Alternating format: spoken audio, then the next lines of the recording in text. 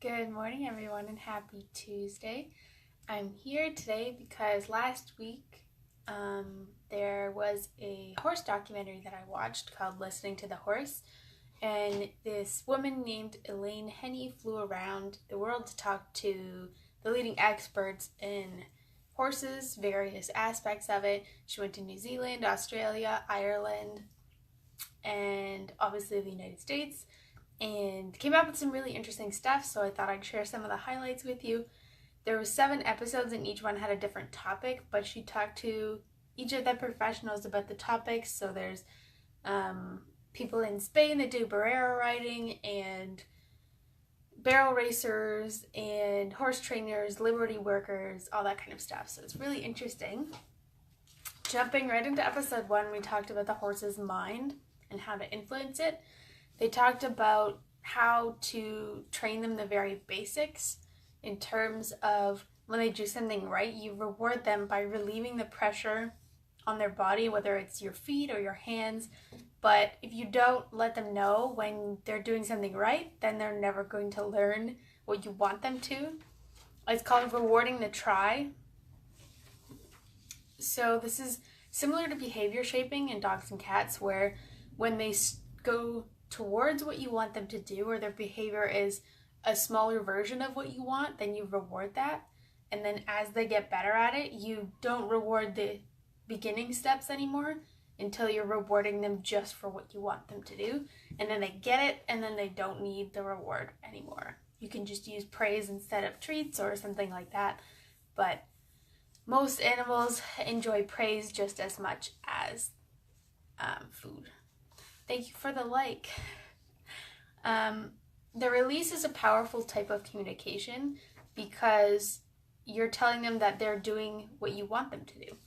So essentially, when they're walking, for example, and you want them to go left, when they start to go left, you relieve the pressure.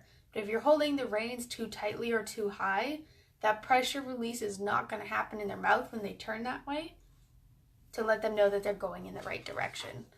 So that's really important because it encourages them to keep trying when they're doing what you want, because they're getting that reward of releasing the pressure. Don't increase the pressure because that won't get you anywhere. It's really not a good idea. In terms of fixing problems, for example, learned behaviors, pain, fear of humans, most of the problems they say are caused by humans unless it's a disaster or a trauma or something like that. But most of it is things we're unconsciously teaching them. So every time you reward them for something that they're not supposed to do, that behavior will also increase. So when it starts increasing, it means that that behavior is working for them in the current environment. So if they, for example, are tossing their head to get attention, and then they get attention, they're going to keep doing that. And you probably don't want that. But you want emotional intelligence. The horses are pretty quick at this, but you have to let them express their feelings. So if they're having difficulties, or if you're riding them and they start getting anxious, there's something in their environment or your body language that's causing that. And they need to be able to express that, because if you can read your horse well enough, you know that something's going on and you're better able to respond to this situation. So that was really interesting. Young horses, there were a lot of older professionals there, and one of them says that a colt used to be considered a 4 to 5-year-old, and that's when they started getting trained. But now it's at 2 years and under, meaning that they're overbred and the horses have higher expectations, but they haven't matured all the way. So we're talking about physical maturity as well as emotional maturity. But in this case, the problem is kissing spine, which, if you don't know what it is, basically the horse's vertebrae haven't grown in all the way, like the muscle strength is not there. So if you start riding them before the spine is grown all the way, it starts to tilt together, And the only thing separating it is the back muscles. And then you get their spine like this instead of like this. And it can actually be really, really painful for them. But it closes at 6 to 7 years, and people start riding them at now 2 years and under. So that's a serious problem going forward, especially in the professional world when they're just trying to churn out working horses and sport horses. It's really dangerous for them. Groundwork was episode 2.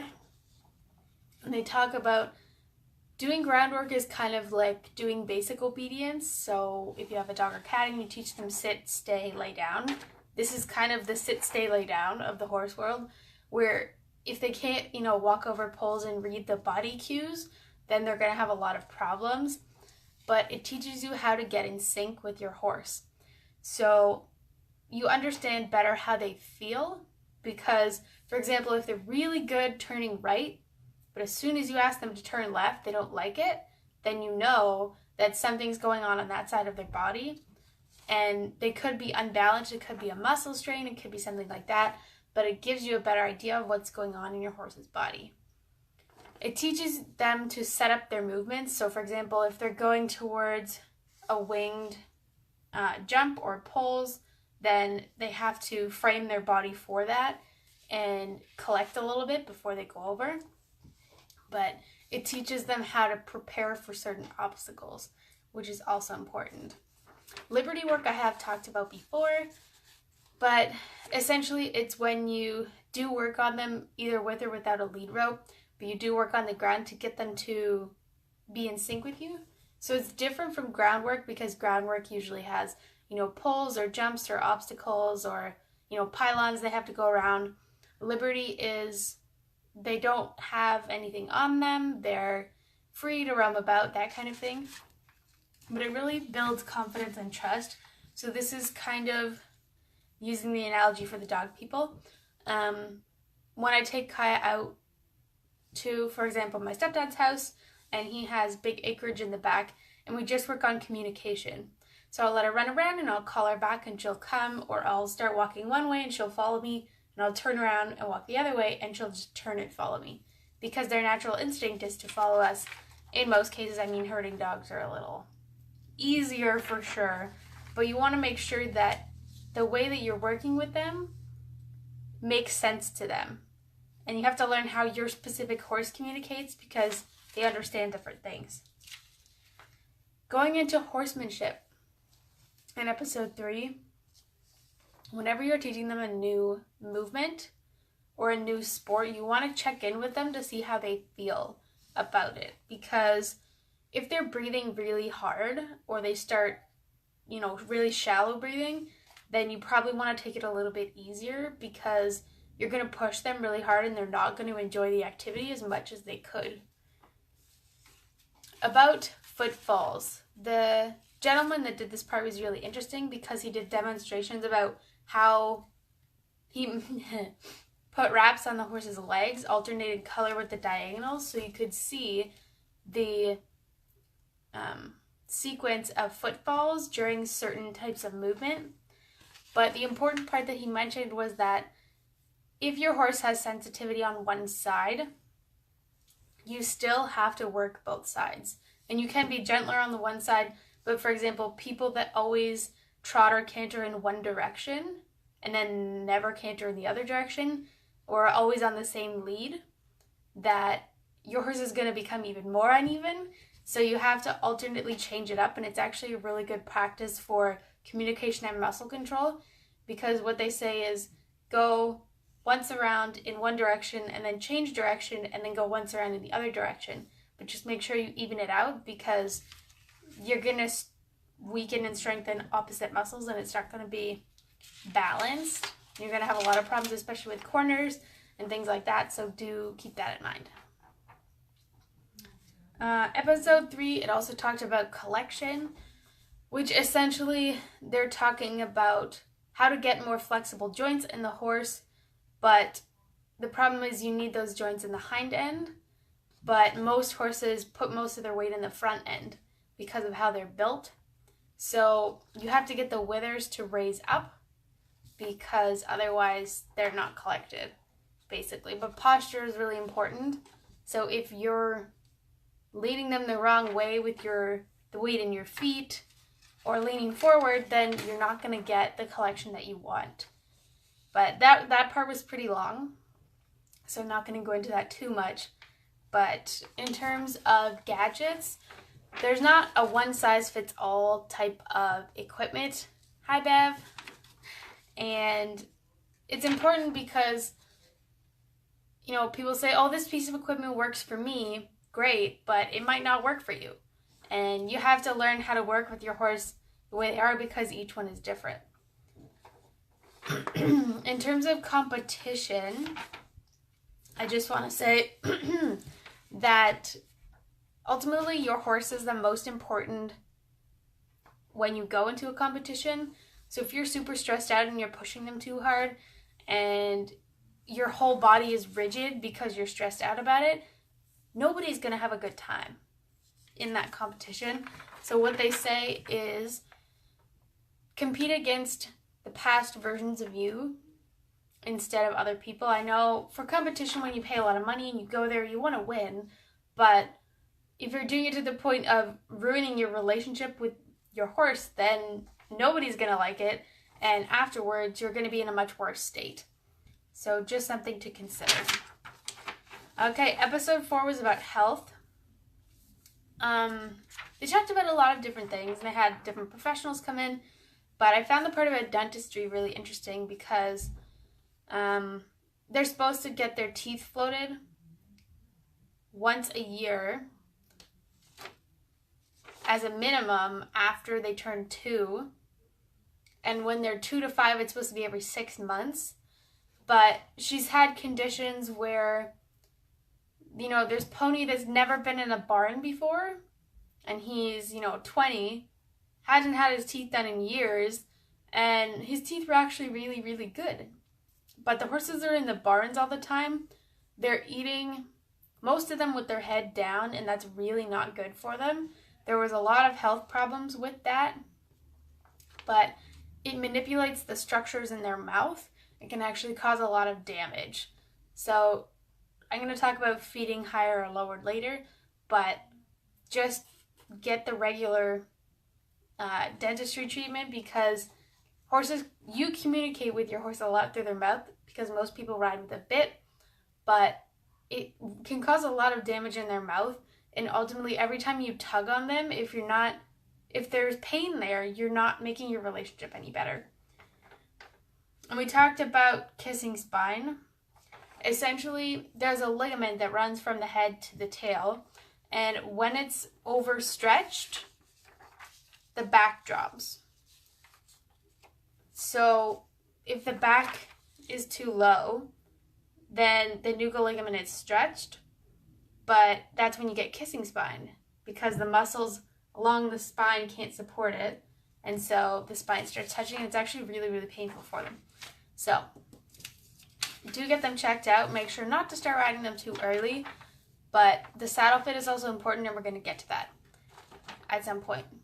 But going back to collection in terms of health, essentially you want to lighten the horse's body and the movement by moving the weight from the front of the horse to the back of the horse. And a lot of times the back hind end muscles need to be really strong to move that back. There's several horses I know that probably couldn't collect just because of the pain that they're in from things like arthritis or injuries, but you need a lot of practice to be able to collect, and it's not something you can achieve. It's a combination of dozens of movements, so you really have to have a strong relationship with your horse to get them to collect.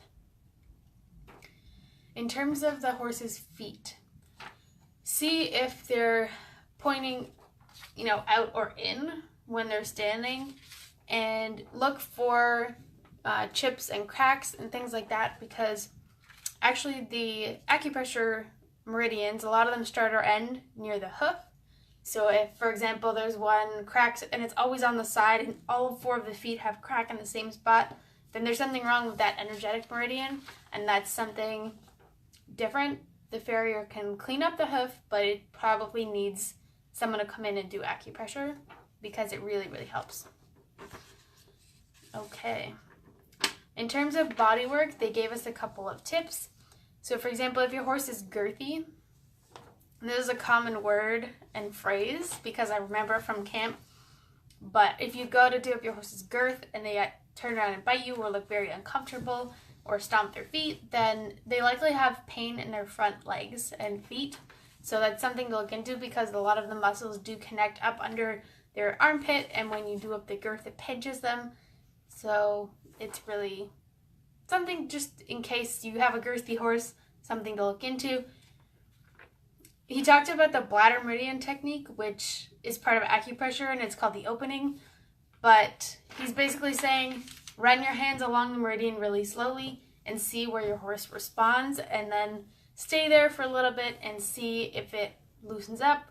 But the meridians between, or the acupressure points between the shoulder and the withers, the top of the rump, are association points. So it actually tells you more about the organs than it does about the rest of the body. But it's always something good to try.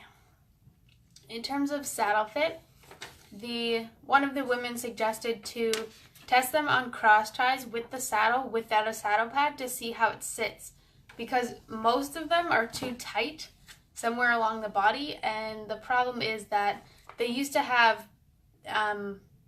saddle fitters that would custom fit, and they still do, but the problem is that some of them don't actually take measurements, which surprised me because one of the horsewomen in Ireland said that she's had problems with every saddle she's ever had with her horse because he has a special back, but nobody ever measured it to make sure that it actually fit.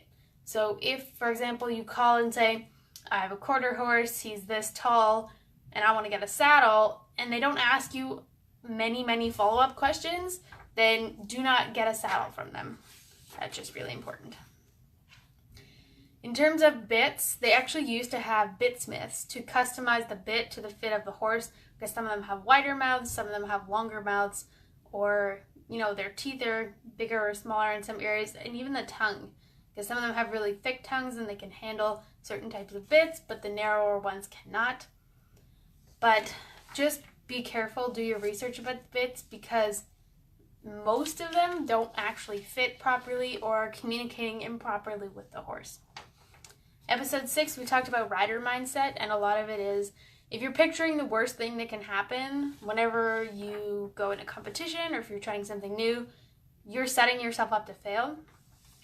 And I've done a lot of mindset workshops and stuff like that, but you want to picture the best possible outcome, and your horse will sense that, and you'll actually do a lot better. Because there was one story of a lady who was going into competition, and she was riding 3 horses in the same competition, and the first 2 didn't place at all, and she was about to start the 3rd one, and she said, oh well, I'm doing all this work to go do 3 horses and none of them are going to place.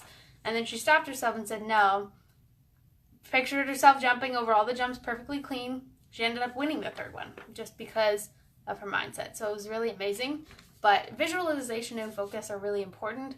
So do picture what you want to happen. Even if it's liberty work, just picture what you want. The animals are very sensitive to that kind of thing, so do beware of that.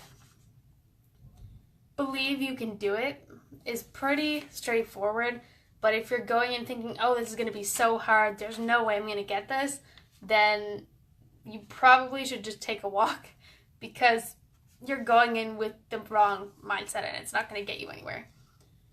Because it essentially limits where you're going to get to, and you don't want to do that. In terms of patience with your horses and building trust, you want to learn how to read their body language. It's really important because some horses communicate differently, or they have certain fears or anxieties about certain things. But building the trust, the less you act, the more you'll receive. So if they do something bad and you completely flip out, you're not going to get anything from them after that. You need to just stop and end the lesson and start fresh the next day. But if they do something that you don't like, you communicate it very calmly and then try again, you're going to get further with the horse rather than flipping out or getting angry or waving the reins or the crop around. It's really not going to help you. Episode 7 was a lot about movement and horse relationships and things like that. In terms of mental health, the research is still up and coming because it's a newer field. Mental health in cats and dogs is much more common. There's more research about it, but horses is still new. In terms of bringing new horses into a new space, they suggest bringing them in and teaching them their job before they get integrated with the herd, just because they'll have a better sense of what's going on, so they're still not waiting around to say, oh, what am I here for? So teach them what they're going to be doing, all that kind of stuff, and they'll feel a lot better about it. What height should you feed your horse? You want to feed your horse at a low head position, so this is opposite to dogs and cats, because dogs and cats are supposed to eat a little bit raised, but this is the natural way that they feed when they're in the wild. So their digestive systems are built for, and their esophagus muscles are built for that. So when you feed them up high, the muscles of their throat are not going to be as strong because they're, the food's sliding down.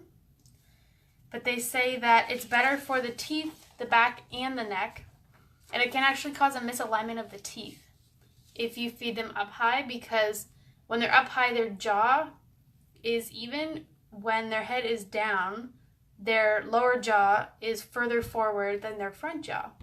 And when they chew, they're grinding the wrong parts of their mouth. So do be careful. This documentary was really interesting. If you want to see it, it's called Listening to the Horse. The lady, Elaine, who filmed it, said she was going on vacation, so I don't know if you can get it anymore, but definitely something to look into if you want to learn more about horses. I thought it was really impressive. It's about 45 minutes clips, and there's 7 of them. Some of them are a bit longer, but it's definitely worth looking into. Next week, I'm going to talk about how I approach a session with a couple of case studies, and on Friday, I have another collaborative video with my friend Mika from California, and we're going to talk about our top 5 favorite acupressure points, where you can find them, what they're for, what category they're in, all of that stuff. But it's, they're for specific conditions, so it's going to be helpful if you want to know a couple of acupressure points to help your animals. Definitely tune in for that. It's going to be next Friday, probably at 10. We haven't decided on the time yet, but do keep an eye out for that. I hope you have a fabulous rest of your week, and I will see you next Tuesday.